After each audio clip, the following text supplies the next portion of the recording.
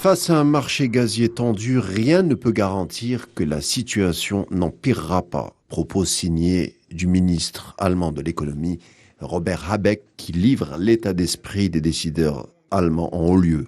La situation est déjà critique pour la consommation de l'énergie des ménages allemands, alors que certains experts pensaient que le facteur temps était un allié.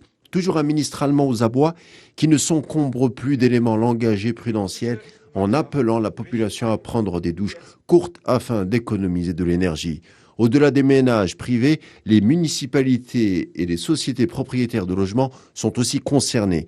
Vonovia, le plus grand propriétaire de logements locatifs du pays, vient de mettre en place des mesures drastiques, comme abaisser la température du central au gaz à 17 degrés entre 6 heures et 23 heures pour économiser 8% des coûts du chauffage. Ailleurs, dans la ville saxonne, une grande société de logement, Dippoldiswald, va plus loin en annonçant qu'elle va rationner l'eau chaude des locataires.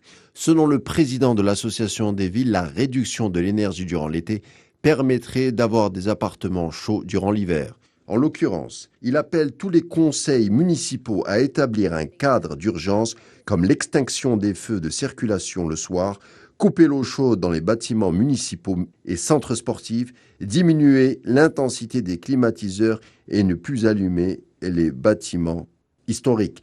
Des directives déjà en action comme dans la banlieue de Francfort où l'eau chaude sera coupée dans une centaine d'établissements et 60 gymnases à partir de la mi-septembre. Économie prévue quelques 100 000 euros. Du côté de la ville de Düsseldorf, c'est le grand complexe de piscine Münstertherm qui ferme ses portes.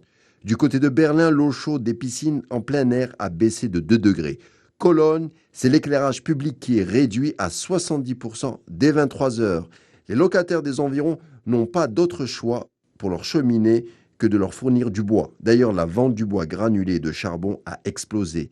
Le président de la Fédération des entreprises de logement, DW, estime que l'embargo sur le gaz russe va faire grimper les prix de l'énergie pour les particuliers entre 70 et 200%. La situation prend des tournures dramatiques, selon lui, qui risquent de mettre à mal la paix sociale non seulement allemande, mais au sein de tout le continent.